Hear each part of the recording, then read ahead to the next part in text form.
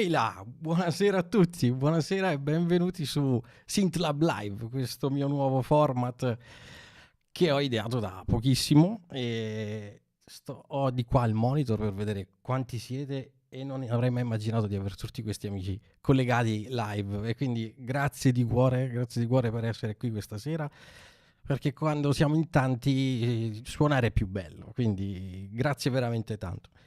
Un saluto particolare, non so se non riesco a salutarvi tutti perché siete veramente un casino di persone, però in particolar modo vorrei salutare Doc che mi ha dato una grossa mano, il CEO di Music Off e tutta la community di Music Off, e ho visto Giovanni, di Project Lead, che è la persona che mi permettono insieme loro due, visto che siamo stati l'altra sera a cena insieme, abbiamo passato una bellissima serata, di poter fare queste cose grazie alle macchine di Project Lead e grazie all'aiuto e all'ausilio dei miei amici di Music Off. Cos'è SynthLab Live? Diciamo, questo format io ho detto, siccome ho avuto ricevo sempre un sacco di domande su come faccio determinate cose, soprattutto nell'ambito della produzione, ho detto vabbè, cerco di fare live, quindi senza eventuali modifiche di post produzione, quello che in realtà faccio per produrre, sia dal punto di vista del sound design, sia dal punto di vista proprio della produzione musicale, anche l'aspetto didattico, e quindi questo sarà diciamo il format così come l'ho pensato. Ho lasciato in descrizione in questo video, quindi trovate sotto in descrizione il mio indirizzo email, perché mi piacerebbe molto ricevere da parte vostra ovviamente consigli, commentate la live, scrivete nei commenti oppure inviatemi direttamente, perché no, delle video domande che magari posso scerare nei prossimi appuntamenti qui su SynthLab Live, e così in modo da vedere insieme tutte queste argomentazioni, tutti questi, chiamiamoli così, topic, per poterli affrontare insieme in questa live e ovviamente per suonarceli in lungo e largo. Dunque, oggi, eccolo qua, parliamo di intelligenza artificiale. È da più di un anno ormai che si parla solo di questa AI, questa paura sfrenata per questa intelligenza artificiale. Tutti hanno paura dei T-1000, dei T-800, dei Terminator. Sono John Connor. Se state seguendo questa live siete la resistenza. No, scherzo. Cioè, secondo me la struttura di questa nuova tecnologia in ambito musicale è completamente l'opposto. Io ho trovato in applicativi meravigliosi da questo punto di vista un sacco di spunti per poter creare delle cose nuove e magari fare delle cose che effettivamente prima non era possibile farla. Come mi è venuta l'idea? L'idea mi è venuta perché un anno fa all'incirca sono stato contattato da Intel e abbiamo registrato insieme a questo ragazzo che andatelo a seguire, si chiama Pietro Morello, che è una meraviglia di persona, e abbiamo fatto questo video per conto di Intel negli studi della Slim Dogs, come vi dicevo, riguardo all'utilizzo dell'intelligenza artificiale in the box con questo nuovo processore fatto da Intel, e quindi mi sono messo lì e prima di produrre il tutto ho fatto degli esperimenti. In descrizione trovate il link completo di questo video e vi do un piccolo assaggio su quello che è, insomma, su quello che è stato. Eccolo qua. Quindi facciamo tipo un intero brano con l'intelligenza artificiale. Ed è qui che entra in gioco Manuele, un produttore di una bravura eccezionale, ma soprattutto uno smanettone di computer. E che cosa succede se metti un curiosone in campo musicale con un produttore che sa usare i computer? Giocano come due bambini. Ma adesso la domanda è, se noi prendiamo tipo un brano di musica classica come la Passione secondo Giovanni di Bach e farla rap. Ah sì, ce la possiamo... Ma non mi dire sì, cioè noi stiamo cavolo. rivoluzionando il mondo della musica. Appena. Eccolo qua, che grande Pietro. E seguitelo, andatevi a vedere il video completo, perché secondo me è molto, ci sono anche i tecnici, gli ingegneri di Intel che parlano, quindi insomma se volete saperne di più fatelo direttamente guardandovi il video che trovate in descrizione. Io ovviamente partirei subito cercando un po' di spiegarvi quello che è stato il mio work in progress, perché fondamentalmente questa AI bisogna capirla, bisogna capire dove andiamo qual è stata la direzione? La direzione dell'intelligenza artificiale all'interno, ad esempio, di quello che potrebbe essere una digital audio workstation con quelli che sono fondamentalmente il processing dei sample. Io ho iniziato quando ero proprio bambino a giocare un po' con i campionatori. All'epoca io mi ricordo che avevo a disposizione un S900 di Akai e c'erano delle funzioni rivoluzionarie ovviamente, solo che erano molto complicate e diciamo il processing era quello che era. Insomma, parliamo di svariati anni fa, ormai sono bello anzianotto, però fondamentalmente cosa succede oggi dal punto di vista di questo processing? Partiamo da una cosa basilare, no? Questa è una sessione completamente vuota. Io mi sono preparato un po' di misure che ho preso da un brano molto famoso, che è questo. Stop, prima che arriva qualcuno e che mi fa chiudere baracca burattini, però fondamentalmente avete capito di che brano stiamo parlando. E fondamentalmente cosa posso fare per poter prendere spunto magari dalla mia band preferita o da chi più ne metta. Quindi fondamentalmente io vorrei farvi vedere un processing di quelli che esisteva già, ad esempio dentro Cubase, che è quella dell'individuazione, ad esempio, del timing, perché qui loro suonano senza click, senza timing, e fondamentalmente dobbiamo cercare di trovare un qualcosa per poter agganciare il tutto, no? E per metterlo, come si dice in gergo, in griglia. Questa è una cosa che, ad esempio, ecco, oggi come oggi succede in un nanosecondo, ma che fondamentalmente tutto quello che c'è scritto all'interno del sample convertito, questi sono bit fondamentalmente, quindi gli algoritmi vanno a fare questi processing e trovano nell'analisi di questi processing in un nanosecondo il click. Io se attivo il click in questa mia sessione,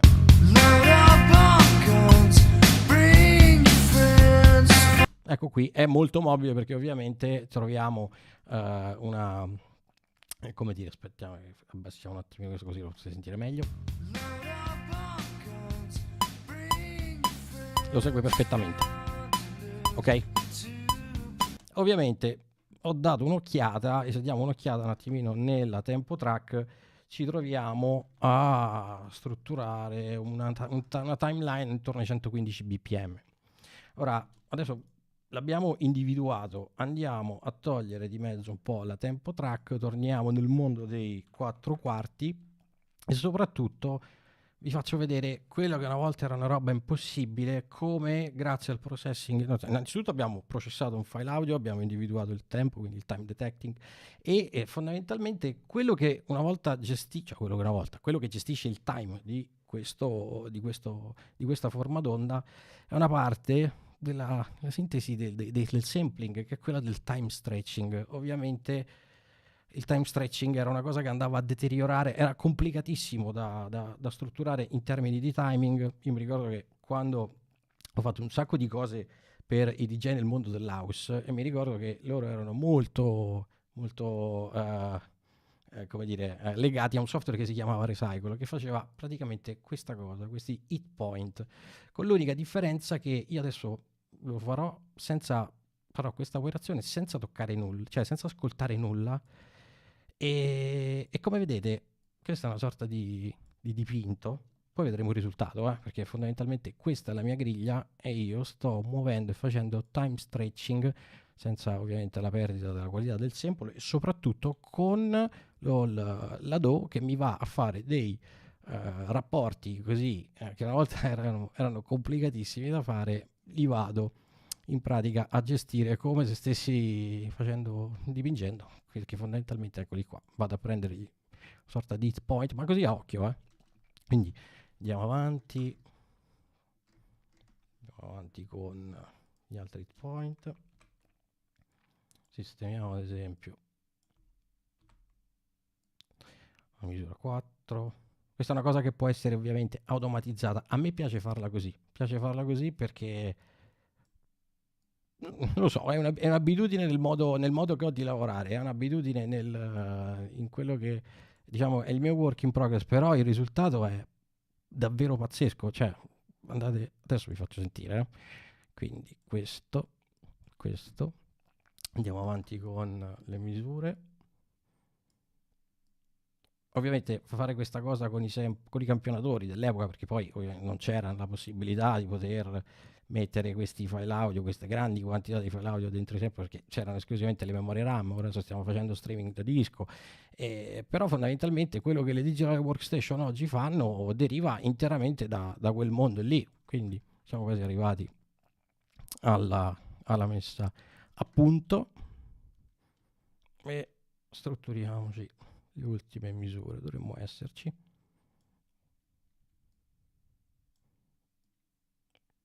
Ecco qua.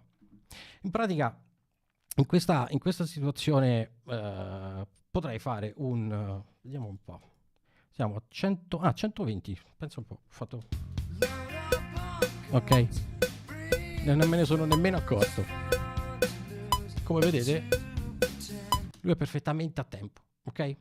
Quindi da questo punto di vista posso farmi un loop.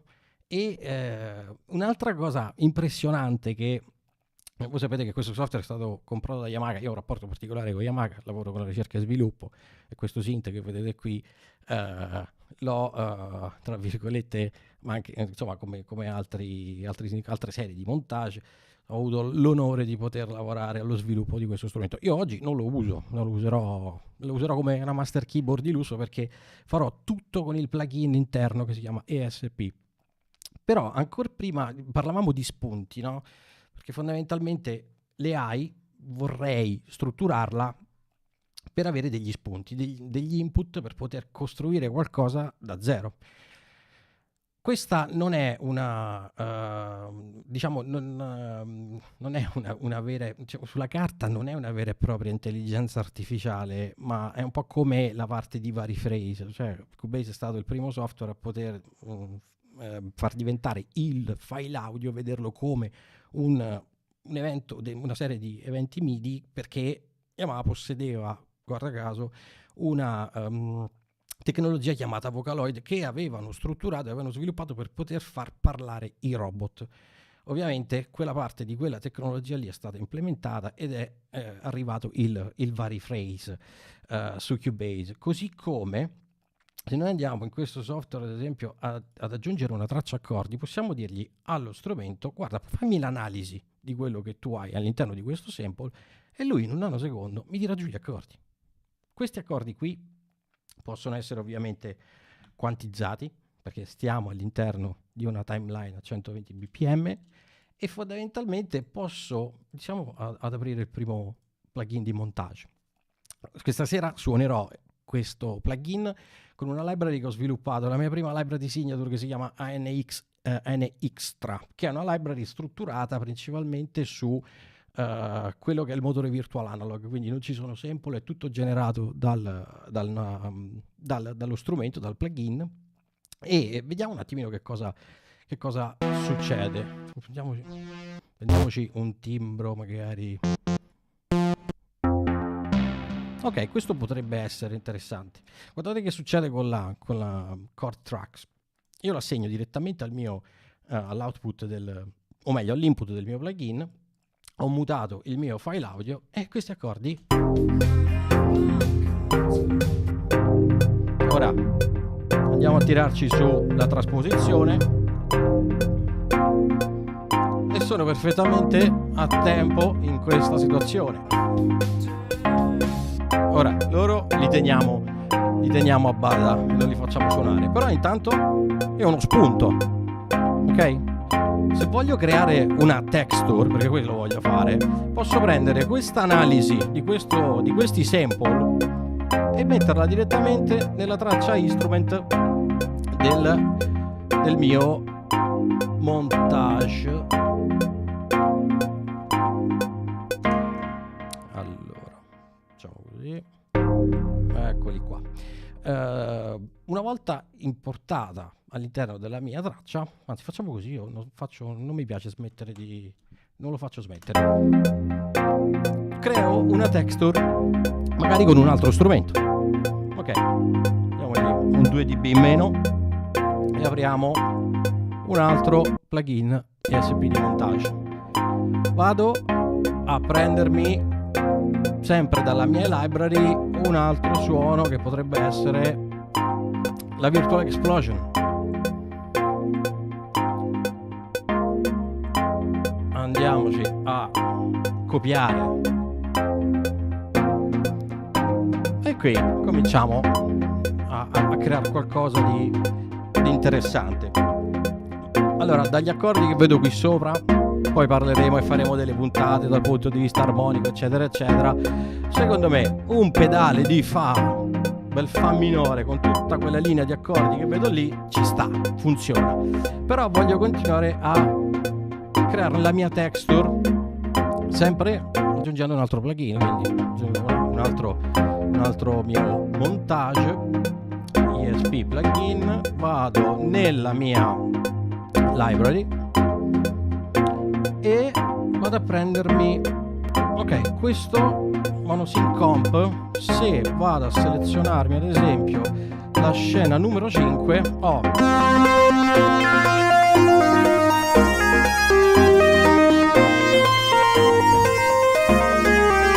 per chi è possessore di synth Yamaha sa che questo super knob si sincronizza, controlla la motion control, quindi l'arpeggio con tutte le modulazioni relative al controllo dei filtri, delle resonance, del preset, eccetera eccetera, si muovono direttamente con la tempo track, ok? Quindi il click lo mando e scriviamo, suoniamoci qualcosa.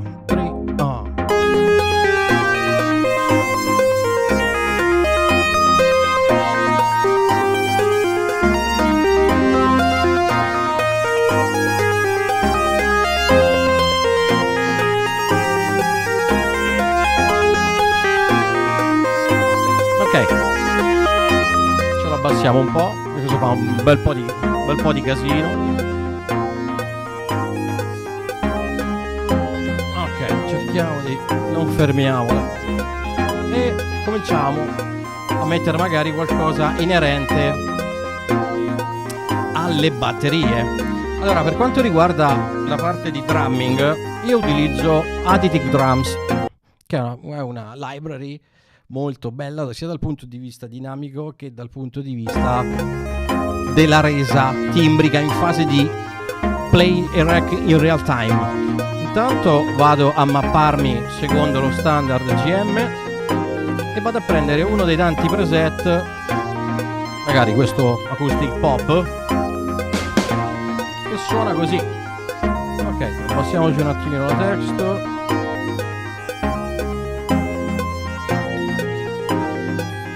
Questo suono picchia troppo. C'ha una citazione, no?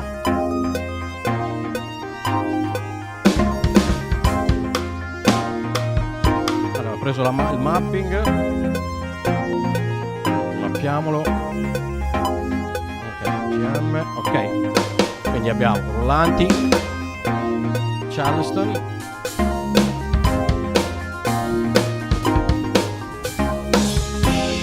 Ora, la cosa che mi piace fare solitamente è seguire, se ci sono degli accenti che sono abbastanza fighi da mettere in sync con la parte di drumming. Ok? Quindi facciamo una cosa un po' dritta, poi magari ci creiamo all'unisono un pattern insieme a basso e chitarre. Ok, proviamo a fare qualche test.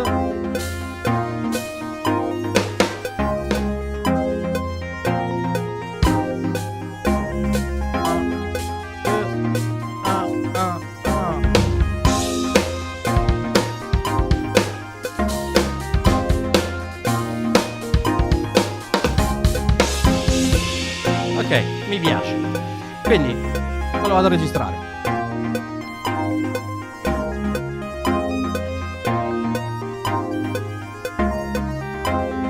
Arriviamo. 1, 2, 3, 8.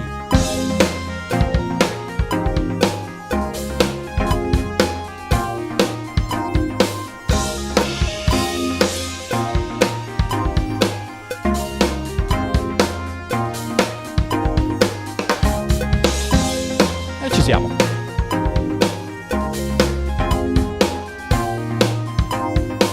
Possiamo togliere il click.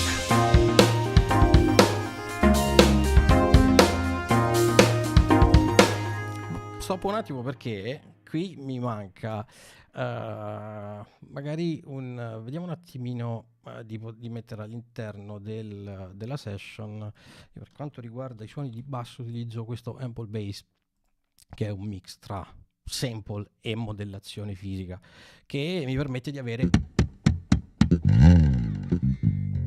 un bel po' di noise appartenenti proprio alla linea di basso. Quindi se proviamo un attimino a togliere la parte di texture, lasciamo degli accordi, no, questa è la parte rinominiamo. Quindi questo è un ARP, questo è un synth comp 1,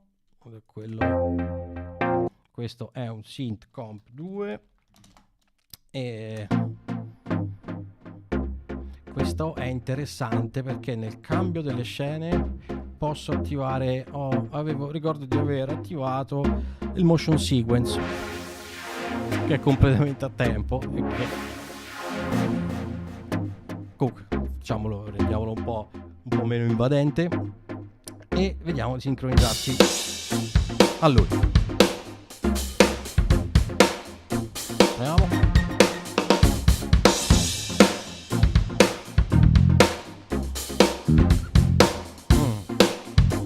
Ok, cerchiamo di individuare il movimento della cassa. Facciamo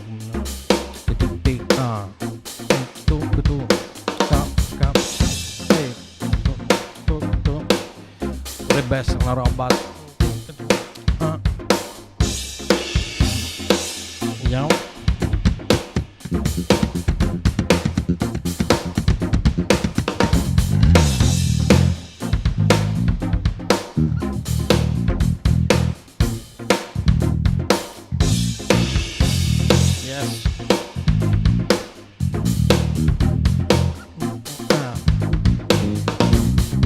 Ci sta.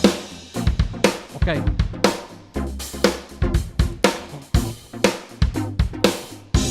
Come avete detto, cerchiamo un unisono. Mi piace il tiro dell'unisono.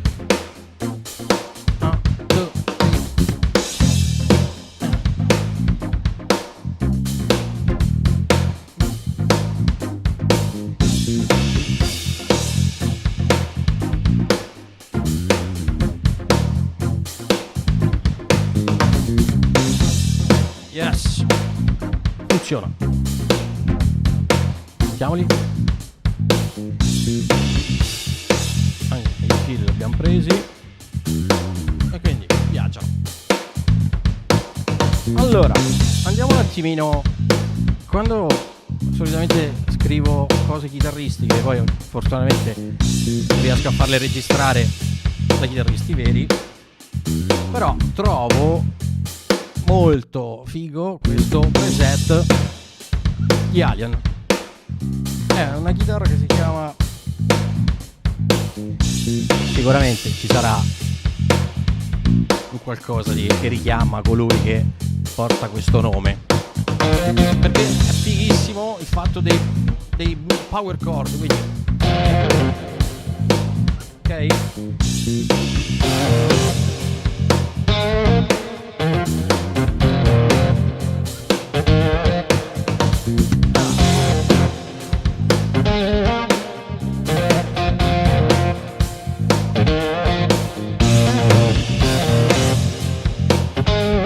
Ci siamo. Questo è figo. Andiamo quasi all'unisono. Ehi.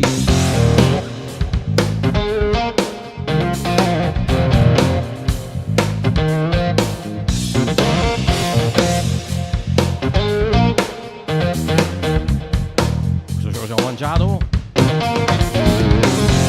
Arriviamo di là e lo rimettiamo.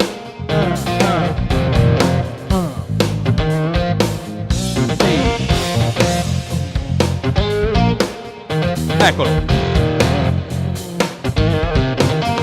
Ehi. Ok. Manca un po' di quelle cose, a parte che stranamente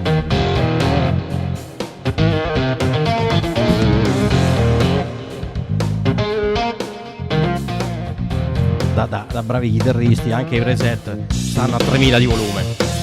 Abbassiamolo, prima lo rinominiamo. questo lo chiamiamo Guitar One. Ok, e questo è il nostro drumming, lo ripetiamo. Allora, apro un altro montage, perché sono dei preset chitarristici che praticamente vanno a riprodurre un po' quello che i chitarristi elettrici fanno con il plettro. Quando trovate su questi strumenti two-hand guitar, significa che questo strumento ci permette di fare una roba del genere. Aspettate che abilito ovviamente il MIDI in. Eccolo qua, è lui. Ok, quindi quello che fanno i chitarristi con le plettrate, qui li possiamo fare così.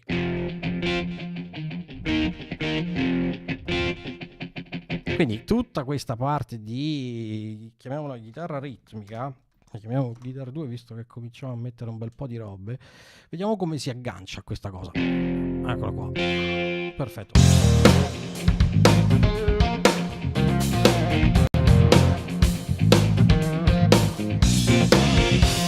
Yes. E grua. 1, 2, e 1, 2, 3, oh.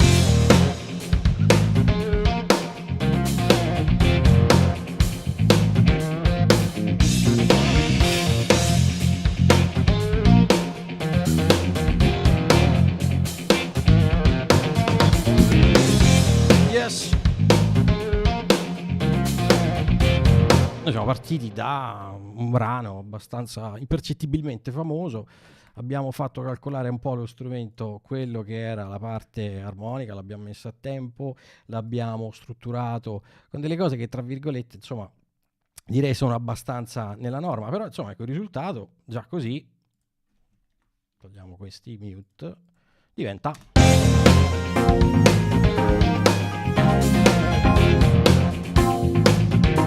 Yes. Quindi io gli accordi non li ho suonati, non ho ancora toccato nulla dal punto di vista armonico.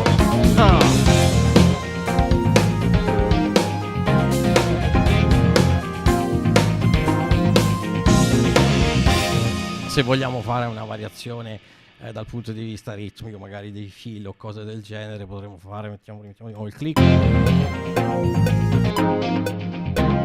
Andiamo sul ride.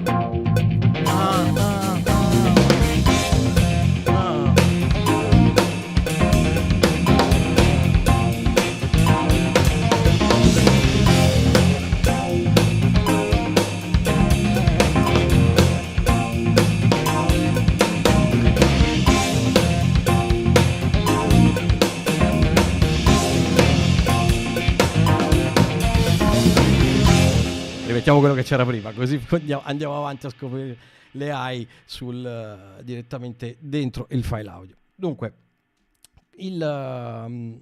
ufficialmente l'intelligenza artificiale entra dentro questo software, entra dentro questo software con una estensione che si chiama Spectral Layer. E qui vi assicuro che l'algoritmo di intelligenza artificiale farà delle cose abbastanza sbalorditive. Io l'ho appena attivato e ovviamente questo è un audio editor pazzesco. Io lo userò questa sera al 0,5%, che ci permette di fare delle cose pazzesche sia dal punto di vista del mastering, della possibilità di andare a pulire nel dettaglio ogni minima parte del file audio stesso, ma una cosa che va molto di moda è l'unmixing. Che cosa significa? Che noi praticamente dal brano originale che avevamo strutturato, che avevamo importato, possiamo dirgli: guarda, caro Spectral Layer Pro, questo all'interno di questa parte relativa dentro questo brano ci sono sicuramente una traccia vocale, ci sono delle drums, delle chitarre e una linea di basso. Puoi riportarmi agli stem originali? E qui subentra le AI, anche se secondo me su il resto che abbiamo visto prima di AI ce n'è un bel po'. Ecco, io ho la possibilità, dopo che lui ovviamente fa questo tipo di processing di avere i layer a portata di mano. Cioè, se voglio ascoltare solo la linea di basso, mettiamolo in solo, ce l'ho.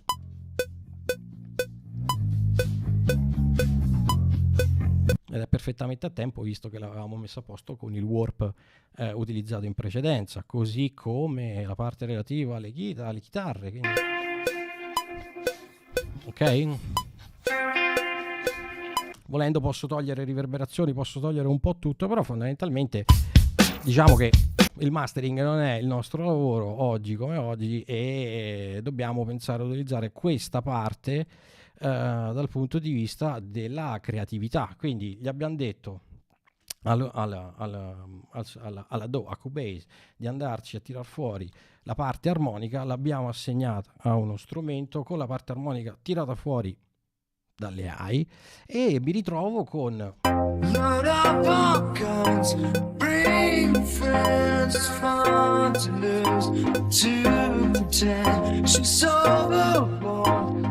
e volendo con tutto questo casino.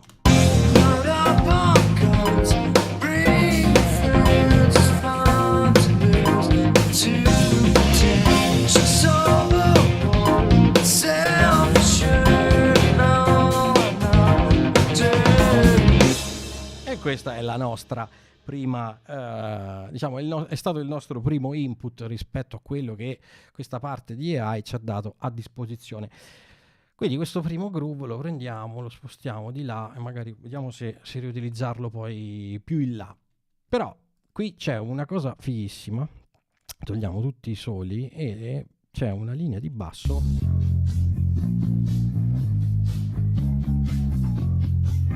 che è fighissima dal punto di vista ritmico, e mi ricorda, io sono malato di Sting, dei Police, di Stuart Copeland, che è il batterista, Andy Summers, la chitarra, insomma quel trio mi ha mandato fuori di testa. E così, una linea di basso così,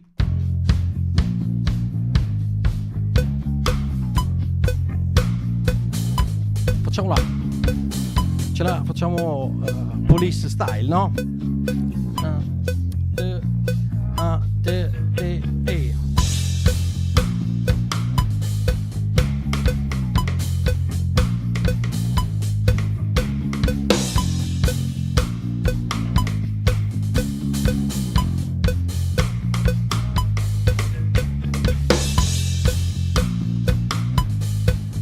Ok, diciamo la parte di Stuart Copeland l'abbiamo sistemata. Ora, nella prima guitar magari potremmo fare sempre su un pedale di Fa, tanto gli accordi per il momento sono quelli, e quindi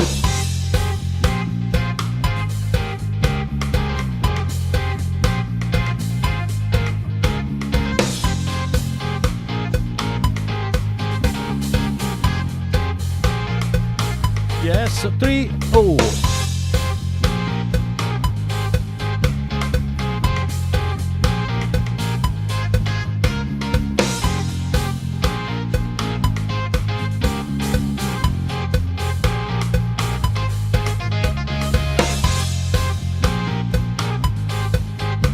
Supportiamolo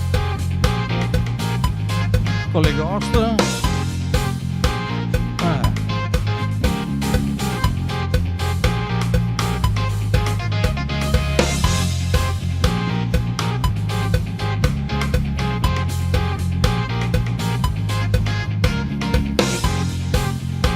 Abbiamo fatto. Andiamo a riprendere il suono di prima. Attivo la scena dove c'è un po' più di esplosività e gli diamo un po' più di volume. Lo mettiamo a tempo con il fill di snare.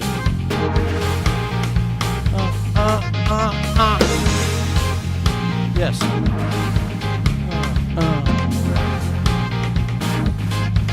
Eccolo.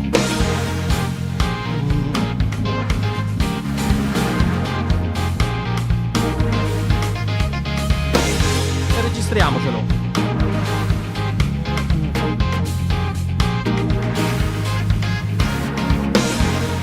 Yes.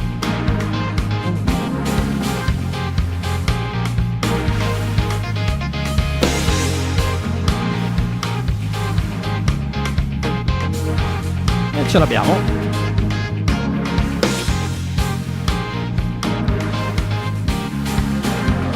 Eravamo partiti da questo, ok? Ehi.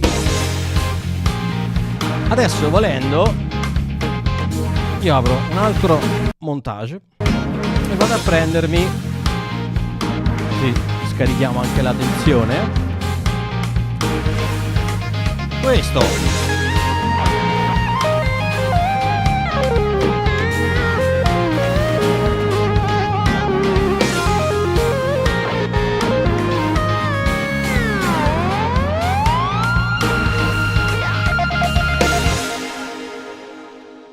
Qui abbiamo praticamente abbiamo utilizzato la linea di basso come struttura per poter avere un po' di idee. Quindi noi eravamo partiti da una cosa del genere.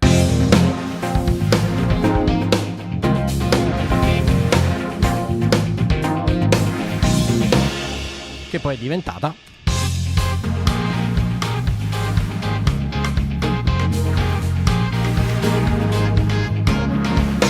ovviamente adesso perché è mutato, ma noi abbiamo sempre 2, 3, oh.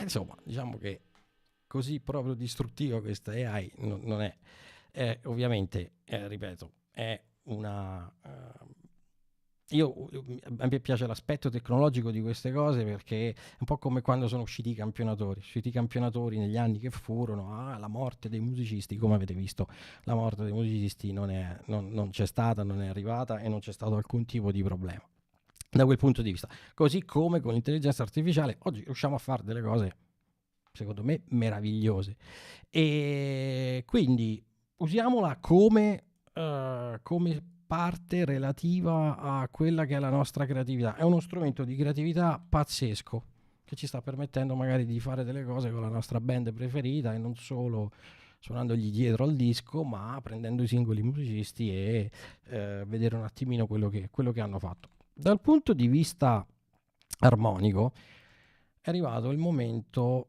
di andarci a strutturare, ad esempio, vediamo un attimino questa cosa relativa a questo famoso riff di chitarra. Ok, adesso c'è bisogno dell'armonia. Apro un timbro di pianoforte, andiamo e mi apro l'ennesimo montage. Questo è un timbro di pianoforte che trovate nella versione 2.0 del sistema operativo di montage. Me ne vado molto fiero perché è un suono di pianoforte al quale ho lavorato. Sono 17 layer in verticale che suonano così. Ripeto, questo è il plugin, non è lo strumento. Per comodità sto usando lo strumento. Poi è ovvio che tutto quello che andrò a far qui dentro posso sincronizzarlo e mandarlo direttamente all'interno del mio strumento hardware e portarmelo per i live, eccetera eccetera. Però questo che sentite è il plugin. Ora, cosa voglio fare? Innanzitutto è un po' poco movimentata questa chitarra. Sono due note, sono do e re fondamentalmente, quindi questo lo facciamo così. Ok, sono do e re che possono appartenere a 1 miliardo di accordi. Poi adesso ce ne andiamo ad armonizzare e vediamo cosa può succedere. Però prima di fare questo io aggiungerei dentro la mia sessione una parte relativa, vediamo, aggiungiamo una traccia effetto. C'è un modo delay che avevo utilizzato prima, è rimasto, e lo chiamiamo delay chitarra. Ora cerchiamo di trovare una soluzione ritmica aprendo la mandata direttamente direttamente nel mio delay. Diamogli un po' di segnale importante. Vediamo un attimino con le note puntate che cosa permette di fare. Quindi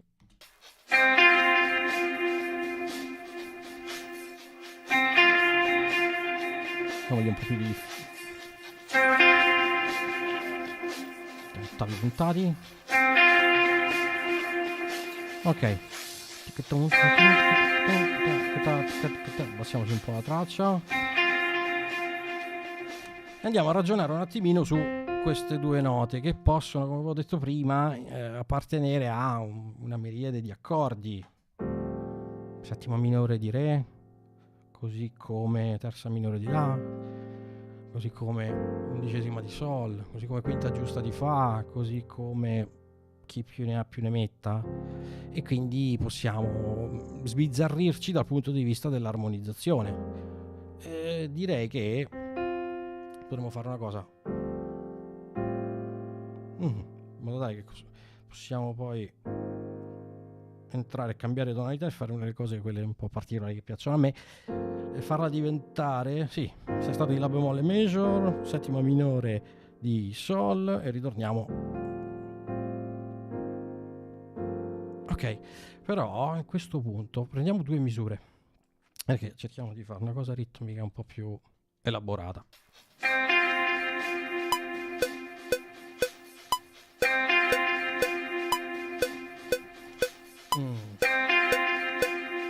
Dovrebbe essere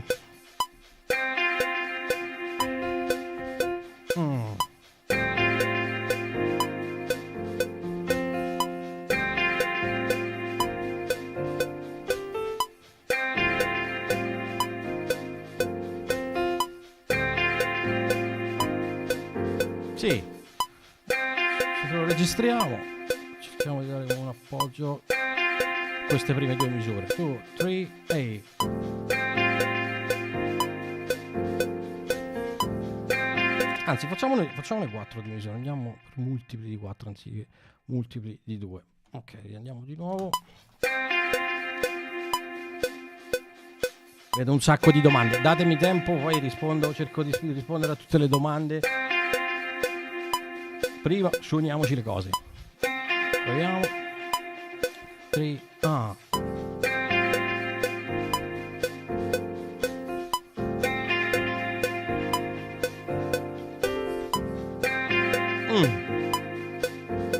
Se prendo in questo caso la parte di drumming, vediamo che accenti, di seguire magari gli accenti.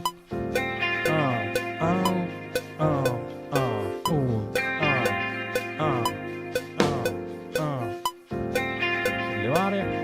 2, 3,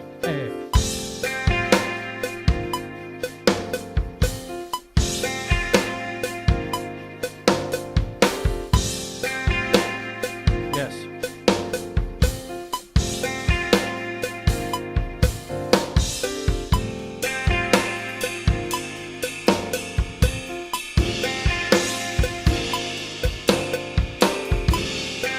Proviamo direttamente con il ride. Ok, facciamolo già che è abbastanza importante. 2, 3,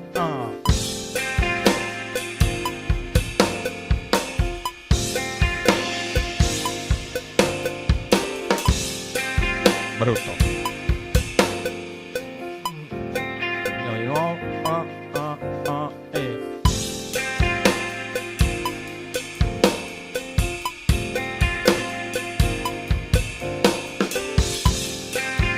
Ok, questa prima parte non è male.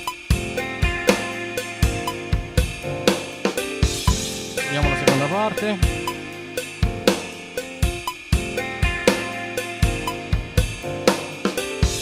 Ok, vediamo. Anzi, copiamolo. Ok, e togliamo il click. Linea di basso. 3, La, La bemolle, Sol. Ehi, 3, ok, cerchiamo di seguire quella rete lì. Ehi,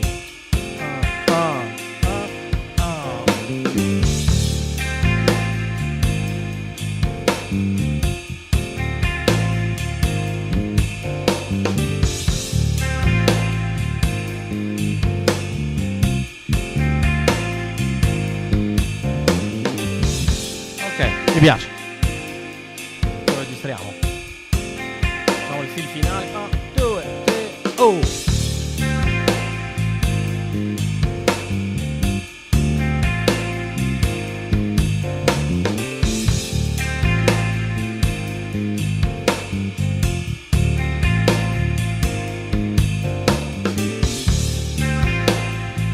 Andiamo a...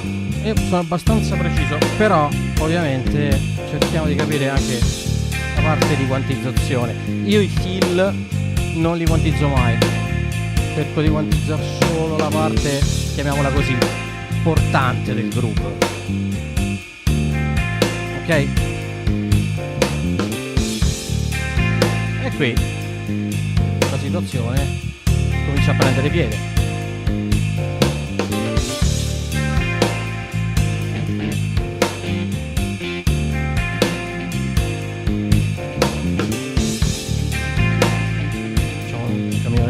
Ehi.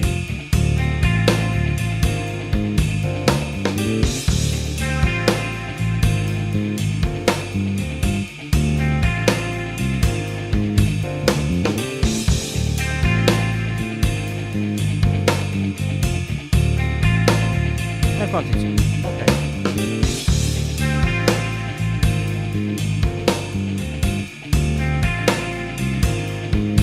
Mi vorrebbe da dire che già in questa situazione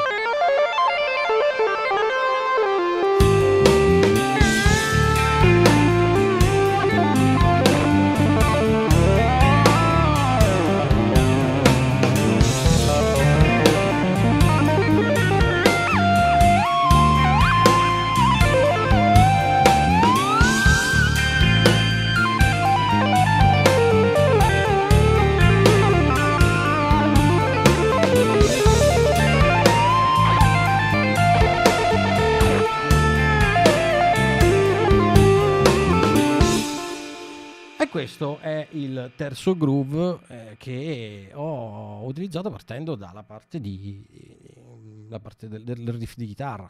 Quindi fondamentalmente abbiamo usato un po' tutte e tre le parti, fatta eccezione per le batterie, però questo è quello che abbiamo creato per ultimo.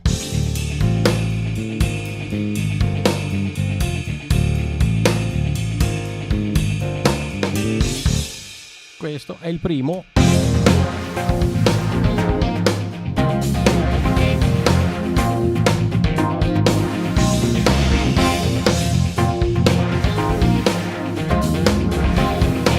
E questo è l'ultimo. Il secondo, scusate. Police Style.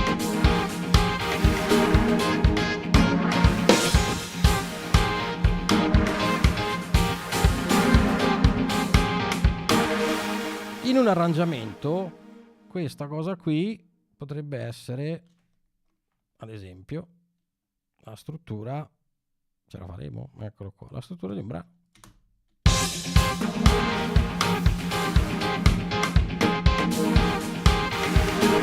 Con l'intro.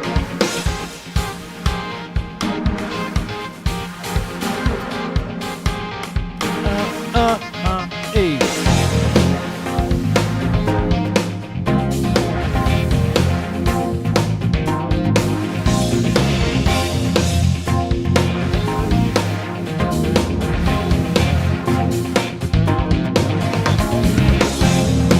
Questo è troppo figo, questo è uscito troppo figo. Cioè qui è proprio banale.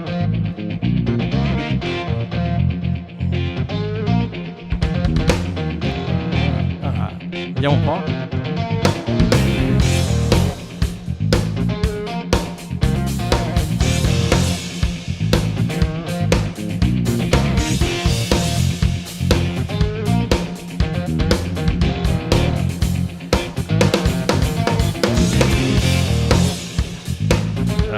Registriamo.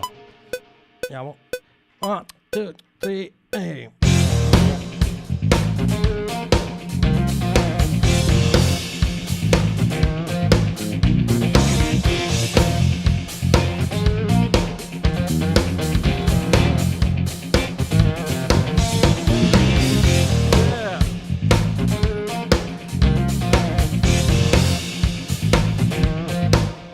e chi più ne ha più ne metta. Insomma, diciamo che come parte creativa, insomma, di input ce ne abbiamo avuti e soprattutto, ecco, siamo partiti da... Adesso c'è tutta... Togliamo la mandata perché risentiamo l'originale senza effetti e soprattutto senza esplosione. Questo era, insomma. Vedo un sacco di domande e cambiamo un attimo scena così magari riusciamo un attimino a vedere. Io non ho... Ok. No AI, ma ciao Gio. No, AI. Se avete domande così compaiono oltre che sul lato della live anche qua, e se avete delle perplessità, ci sono delle cose che magari rimangono un po' più all'oscuro, le possiamo rivedere insieme, insomma. Aspetto che c'è il refresh e vediamo che sembrerebbe di no. Vediamo.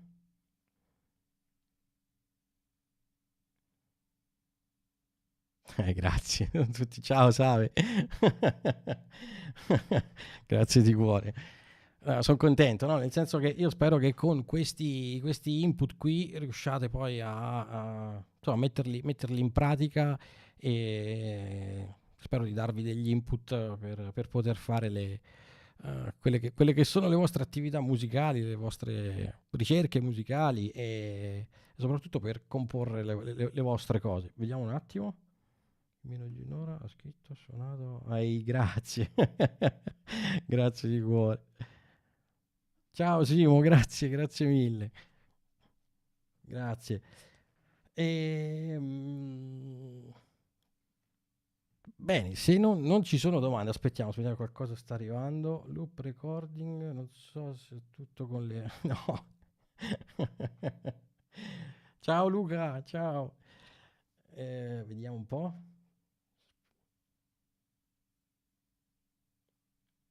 Sì, allora, per quanto riguarda io non sono uno di quelli super smanettoni, rispondo a Paolo. Paolo, un attimo solo,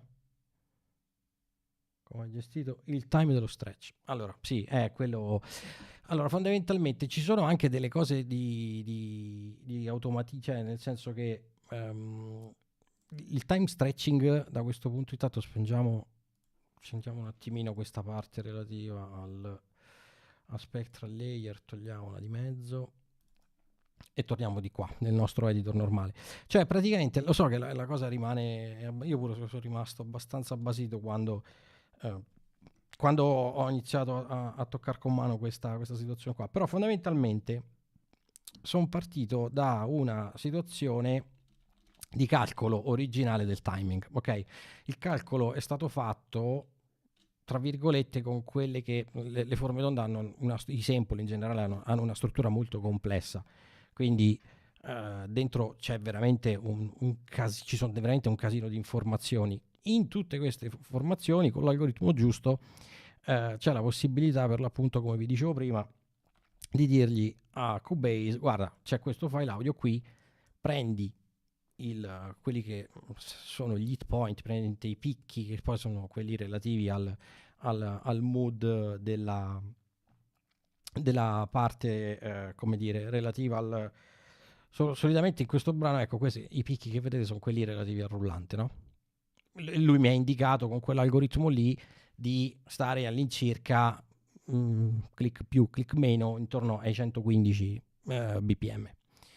Ora, io ho messo anzi, mi sono addirittura sbagliato, invece di metterla a 115 l'ho messa a 120, quindi pensate quanto è potente questa parte qua. Lui in pratica, nel momento in cui vado a muovere io individuo l'hit point, che ad esempio è questo, ma posso metterlo anche qua o qua, dove voglio. Sarei un pazzo a fare una cosa del genere se non seguissi la forma d'onda di default, ok? Cioè quella forma d'onda dove c'è la famosa pezza del rullante. Questa parte relativa al picco del rullante, posso strecciarla e lui automaticamente mi fa il resize di quello che è lo stretching, però è uno stretching che lavora ovviamente con tutta la porzione del sample, quindi io ho indicato un sample, un hit point qui, un altro hit point qui, quindi lui sa che deve lavorare nel processing del sample direttamente in questa porzione di spazio, vedi? Cioè questo è il refresh impressionante che fa. Adesso se io metto questo in solo, cerchiamo di fare delle cose senza senso, però vedete? Cioè, è qui che sta direttamente con la timeline del mio sequencer. Cioè, se questo lo volessi spostare qua, potrei fare delle cose. E lui non fa una piega, e quella è la cosa bella, che l'algoritmo praticamente non fa una piega. E se ci sono delle imperfezioni, io le metto direttamente a tempo in un nanosecondo.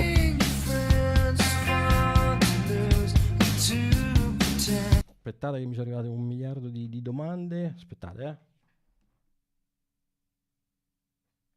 Esatto, esattamente. Esattamente, guarda, quello che ha scritto Antonio è l'esatta risposta a quella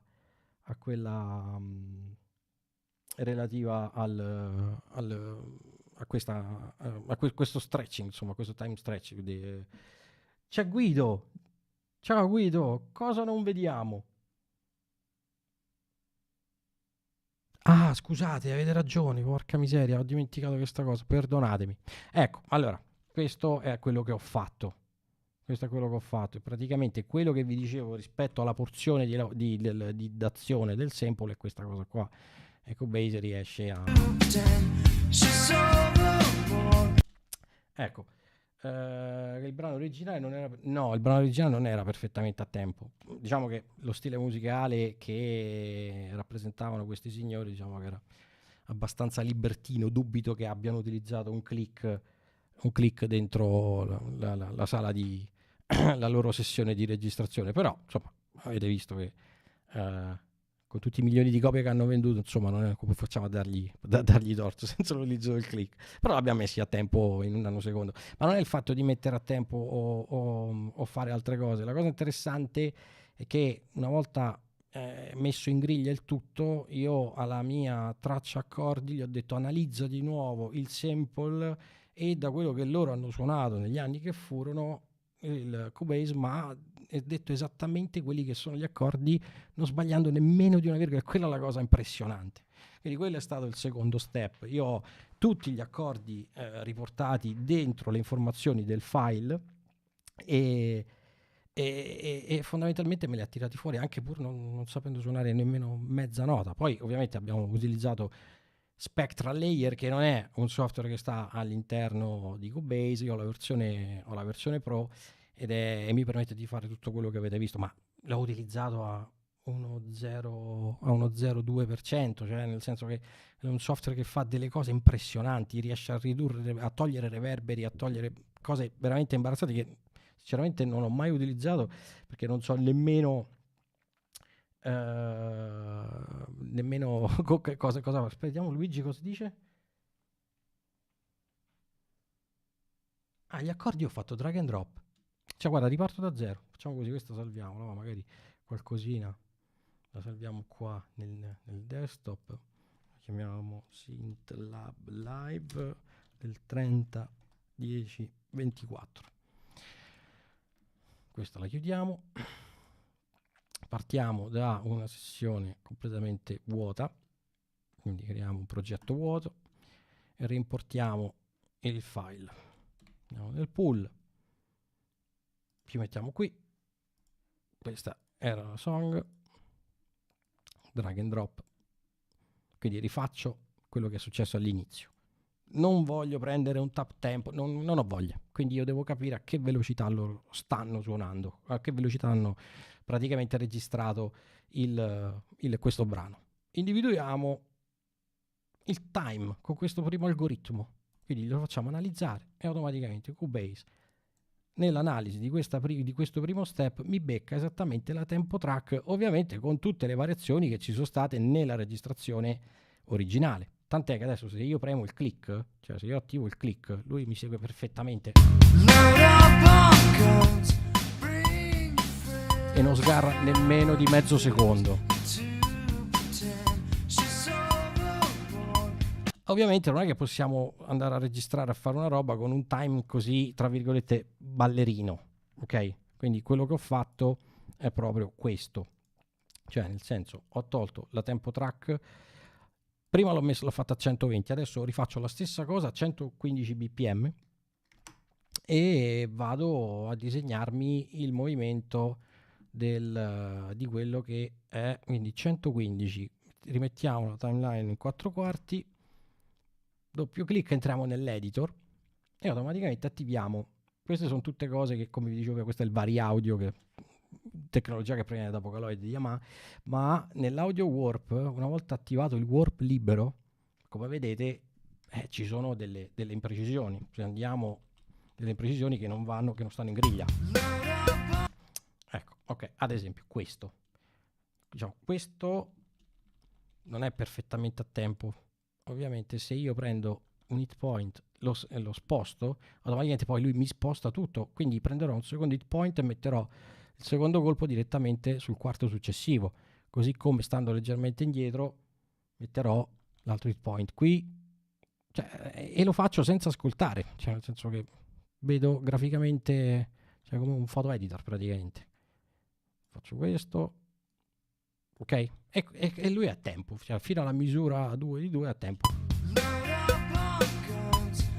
La cosa impressionante è che è maledettamente perfetto dal punto di vista qualitativo, e questo è stato il primo approccio di processing. L'altro approccio di processing rispetto alla generazione della traccia accordi, che è di una semplicità unica perché funziona con drag and drop. Io attivo una traccia accordi, prendo il mio file, lo metto qui e qua gli accordi.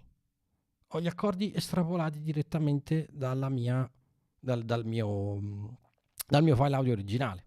Ora, se questi accordi, facciamo finta che adesso non ci servono più, togliamo questi, possiamo quantizzarli. Se io li seleziono tutti e premo la Q di quantize, automaticamente questi accordi vengono quantizzati. Ora non so perfettamente cosa faranno, però se rifaccio la stessa cosa che ho strutturato prima, vediamo se stanno a tempo, non lo so.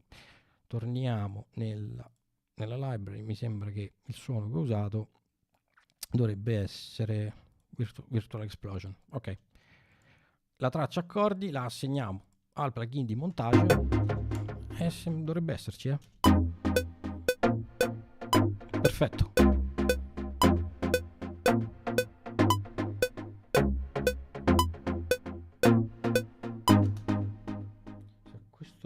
Fai il quantize audio, lo metterà esattamente a tempo. Non lo so perché non l'ho mai fatto. Io mi diverto proprio io, però credo di sì, immagino di sì.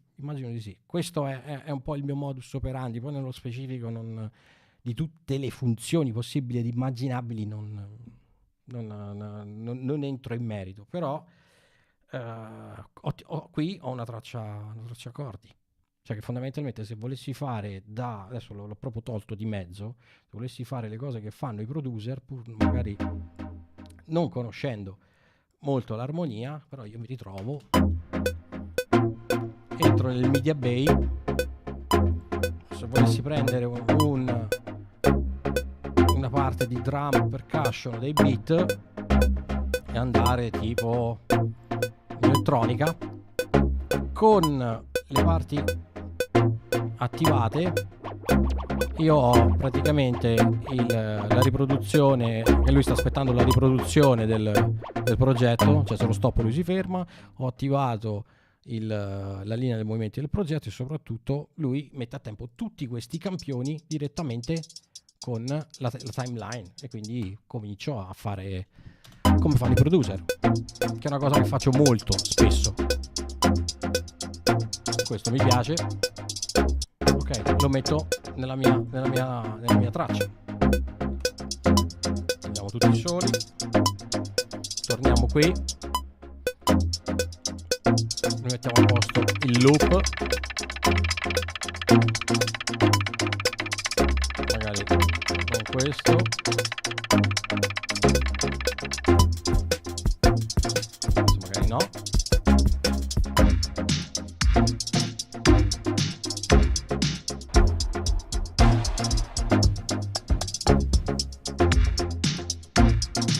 Doppio clic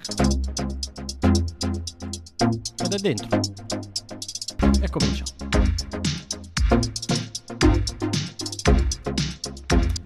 E qui poi entra un mondo infinito, perché poi ovviamente possiamo andare a mettere altre sonorità, altri strumenti e fare proprio parte di ricerca di sound design, eccetera eccetera. E spero che sia arrivato il messaggio e l'operatività che ho utilizzato. Antonio dice questo metodo,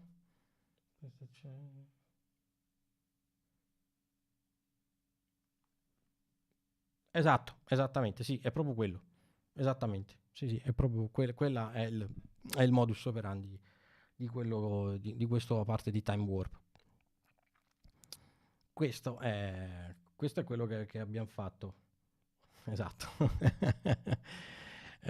Ci sono altre domande? Vediamo di nuovo se qualcuno. Aspettiamo se ci sono i tempi di latenza della live. Vediamo se ci sono ulteriori domande. Comunque, nel caso, la live ovviamente rimane nel mio canale.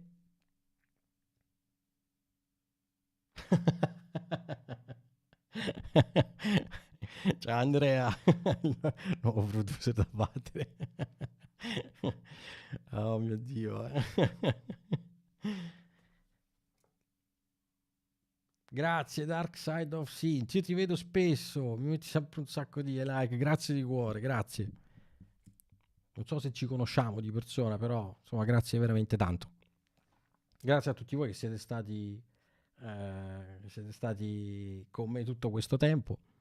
Spero di avervi dato qualche input, insomma, ma anche perché questo è il senso proprio di SynthLab Live, è mettere nero su bianco quello che realmente succede in tutti i miei lavori di composizione, produzione, sound design, eccetera eccetera. E se avete altre domande, se no altrimenti vi do altre due info. E soprattutto, ripeto, nella descrizione della live ah ok, ah sì, ciao ciao. Sapi, è tremendo. Grazie. Vi dicevo, io nella live ho lasciato il mio diciamo.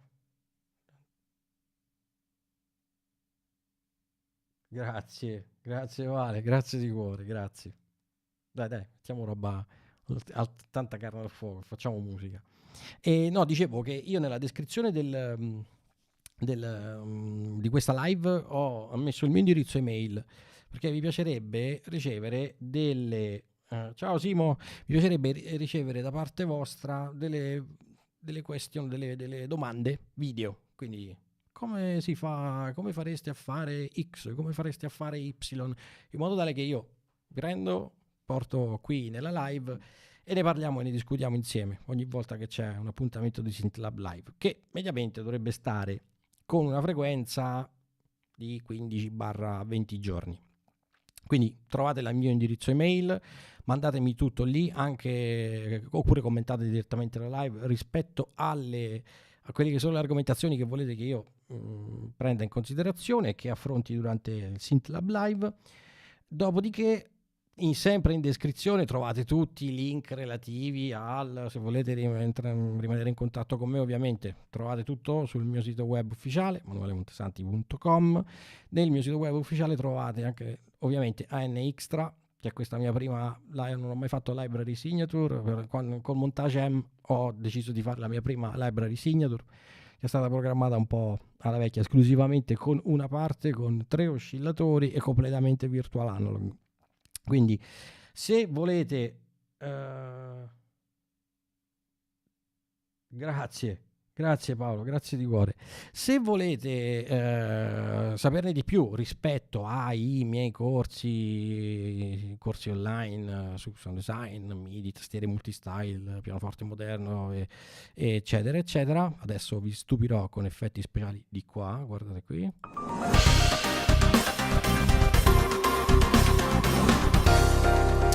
Andate su lezionipianoforte.net e troverete tutte le informazioni del caso. Ovviamente DriftLab è il mio progetto musicale col quale produco la mia musica.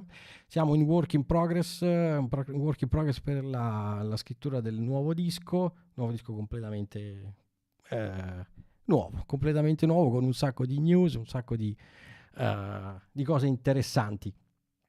E ciao Andrea, grazie. Grazie di cuore. E vi ripeto, se vi è piaciuta questa live, lasciatemi un bel pollicione, iscrivetevi al canale se non vi siete ancora iscritti, attivate la campanella così ogni qualvolta entriamo in live su SynthLab Live riceverete la notifica e potremo partecipare tutti insieme a questi incontri. Se non ci sono altre domande, magari è un po' presto, la buonanotte vi auguro comunque una buonanotte, io vado a letto un po' più tardi, però comunque se non è una buonanotte è una buona serata, ecco. Aspettiamo un secondo. Salve, un bel super yeah. Una figata fotonica unita a un super yeah. Dai, sono contento che siete stati numerosissimi, non mi avete seguito fino all'ultimo e spero insomma di essere stato utile per la vostra musica e per la vostra passione dei synth e la produzione musicale, insomma. Facciamo. Ciao Luigi, grazie a te. Aspettiamo altri 2 secondi, qualcuno dovesse scrivere delle domande, delle cose, se no altrimenti ci salutiamo qui e ovviamente rimaniamo in contatto, come vi ho già detto prima, così ci organizzeremo per la seconda puntata di Synth DriftLab Live. Sì, allora, DriftLab è cambiato completamente. Poi anche qui su SynthLab Live faremo una struttura rispetto a come nascono i brani di DriftLab.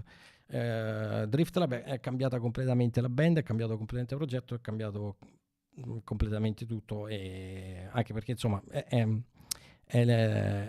la seconda, diciamo, è il secondo step. Io ogni step cambio musicisti, oppure musicisti che magari non sono potuti rimanere nel progetto stesso, però insomma sono in produzione, sono in fase di scrittura allo stato attuale. Prima c'era Roberto Porta, ho visto, andatevelo a vedere, che sarà il nuovo batterista della band, che è una roba impressionante, andatelo a vedere perché è un ragazzo giovanissimo, non vi dico nulla, e lui sarà dentro nel nuovo disco di DriftLab 2. E vediamo.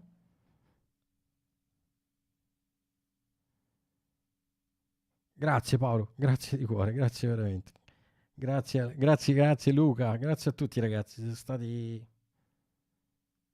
veramente, veramente carini a seguire la live, e quindi niente, insomma, questa è un po' la situazione. Comunque ricorda DriftLab, farò anche una sessione live su come nasce un brano di DriftLab, e quindi niente, insomma, mandatemi mail, mandatemi suggerimenti, soprattutto mandatemi video, proprio così. Ogni volta che chiedete una domanda, fatemela in video, così vi riporto qui nella live, così tutti possono, e condividiamo queste cose tutti insieme, noi appassionati di synth e di musica. Vediamo Gio.